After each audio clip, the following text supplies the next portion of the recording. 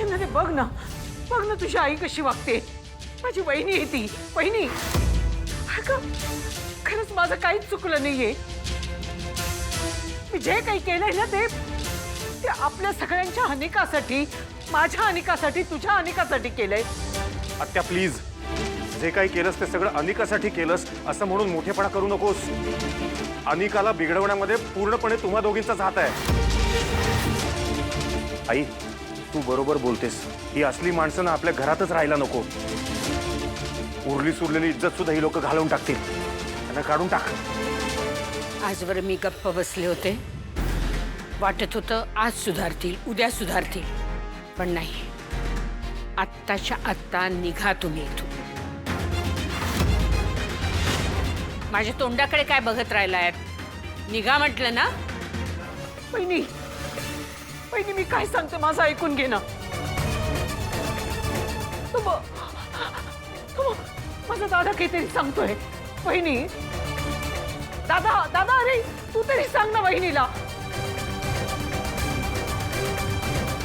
बाबा हो, मान्य आहे तुमची बहीण आहे, पण आज जे तिने केलंय ना त्याने आपल्या घराण्याचं नाक कापलं गेलंय. बाबा काय इज्जत राहिली सांगा ना महाजनांची, सांगा. राजन प्लीज त्यांना आत घेऊन जा. त्यांना त्रास होत असेल. यांची बहीण म्हणूनच इतकी वर्ष तू कसंही वागलीस ना तरी मी सहन करत राहिले. सगळ्या गोष्टींकडे दुर्लक्ष करत राहिले. पण आता नाही. या अनिका सुद्धा तुझ्याच पावलावर पाऊल टाकून चालली आहे. आता अगदी पाणी डोक्यावरून गेलंय. आता तुम्हाला या घरात जागा नाही. निघा तुम्ही.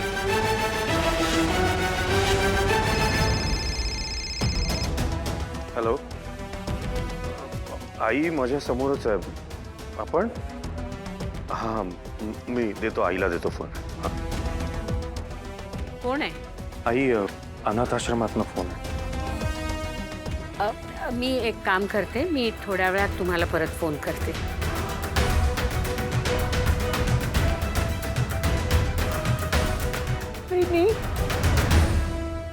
वहिनी मी तुझ्या पाया पडते. मला खरंच या घरात हाकलून देऊ नको वहिनी. अगं मला तरी कोण आहे? माझ्यासाठी माझा दादा म्हणजेच माझं सर्वस्व आहे. आणि दादासाठी मी आहे. आम्हाला आपलं म्हणून असं दुसरं कुणीही नाहीये. आम्ही दोघंच एकमेकांसाठी आहोत वहिनी. वहिनी मला घरातनं बाहेर हाकलू नको. मी इथंच राहीन कुठल्या तरी एखाद्या कोपऱ्यात पडून. बास, पुरे झाला हा खोटेपणा. तुझ्या भावासाठी नाही, पण माझ्या मोठ्या नातीसाठी,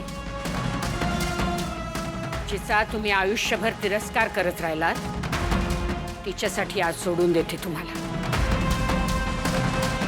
उद्या वाढदिवस आहे तिचा.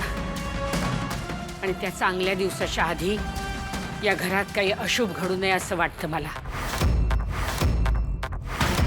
या घराला कुणाची वाईट नजर लागू नये असं वाटतंय मला. म्हणून केवळ माफ करते तुम्हाला. आई, मी तुम्हाला शब्द देते की माझ्या ऐकून आता पुन्हा कधीच चूक होणार नाही. तू शब्द देतेस? ही तुमच्यासाठी शेवटची संधी आहे.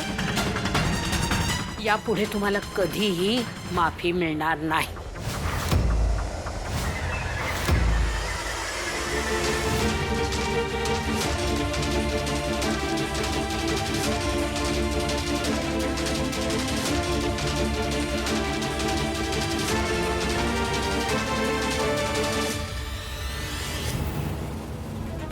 आज मला एवढं ऐकवलेस ना तू.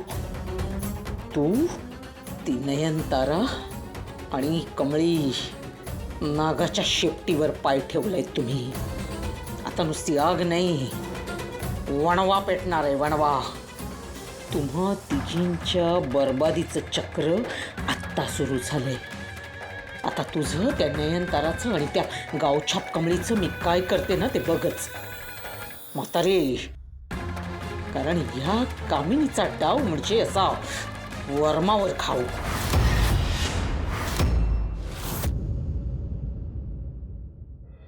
आहे आबा, हाच पुन्हा नवीन आव्हान. नव्या संकटांना तोंड द्यायला निघालोय. आज मला नवीन काम मिळणार आहे आणि त्यासाठी तुमच्या आशीर्वादाची लई गरज आहे. खरं आज बी तितकीच आठवण यायली मला तुमची. असं वाटायलंय का आत्ताच्या आत्ता येऊ आणि कडकडून मिठी मारू तुम्हासनी. खरं परत तुमचा शब्द आठवत्यात. मला यश द्या.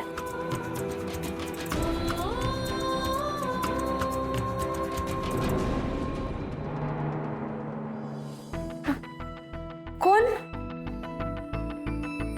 तारिणी ताई, अगं तू अचानक आजची तारीख काय आहे? 12 डिसेंबर. मग अगं आज आमच्या गोड कमळीचा वाढदिवस आहे, मग मी तर येणारच ना. अरे वय विसरलोच बघ मी. कमळी, वाढदिवसाच्या खूप खूप शुभेच्छा. आई तुळजाईचा आशीर्वाद तुझ्या पाठीशी कायम असू दे. थँक्यू तारिणी ताई. आता एवढी छान तयार झाली असतं, चल निघूयात. निघायचं कुठं? एक सरप्राईज आहे तुझ्यासाठी. वळ बघू. अगं काय? अगं तारिणी ताई, अगं डोळं का बांधलेस? सांगशील की नाही काय चाललंय? चल. अगं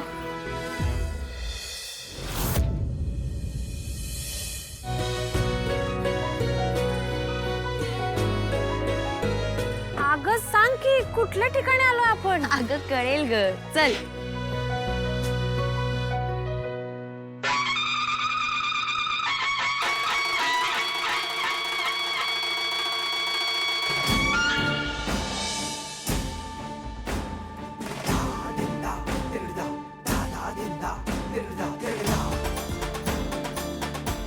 कसं वाटतंय? अगो काहीतरी वेगळंच वाटायला लागलंय ग. म्हणजे वेगळीच एनर्जी आली माझ्या अंगात. कुठल्या तरी खास ठिकाणी आलो असं वाटायलंय. सांगा की कुठं आलंय? कुठला किल्ला आहे का? नाही, डोळ्यावरची पट्टी काढली ना की तुला सगळं कळेल. चल पटकन. चल चल.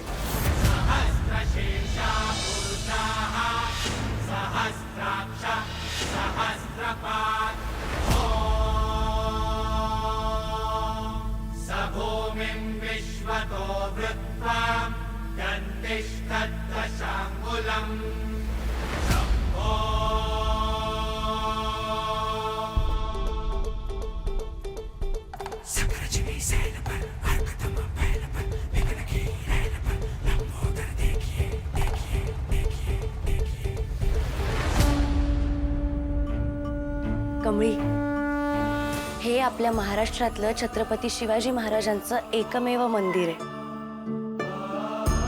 तुझ्या वाढदिवसानिमित्त हे खास सरप्राईज. एका रिअल फायटरचं खरं प्रेरणास्थान.